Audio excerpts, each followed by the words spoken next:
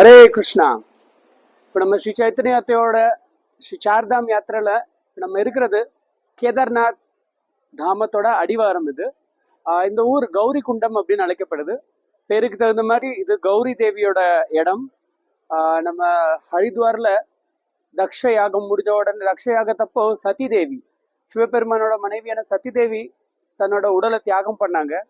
அதுக்கப்புறம் சதி தேவி மறுபடியும் சிவபெருமான், ஏன்னா அவங்க சிவபெருமானோட நித்தியமான மனைவி அப்படிங்கிறதால ஹிமாலயத்தோட மகளா, பர்வதராஜா ஹிமாவானோட மகளா பார்வதியா பிறக்கிறாங்க.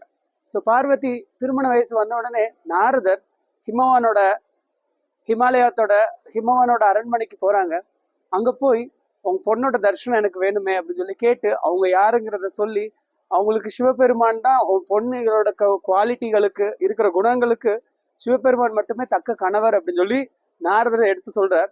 ஸோ இதை கேட்ட பார்வதி தேவி தன்னோட தந்தை கிட்ட அனுமதி வாங்கிட்டு இந்த இடத்துல வச்சு சிவபெருமான கணவனை அடையணும்னு சொல்லி தவம் பண்றாங்க.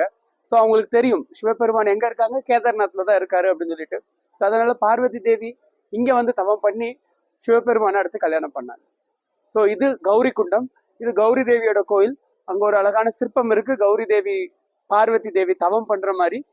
அந்த பக்கத்திலேயே ஒரு தப்த குண்டம், பத்ரிநாத்ல இருக்கிற மாதிரி இங்கேயும் ஒரு சுடு தண்ணி குளம் இருக்கு. ஸோ கௌரி தேவி தான் தவம் பண்ணும்போது பயன்படுத்தின குளம். உள்ள இருக்கிற மூர்த்தி 2 செட் இருப்பாங்க.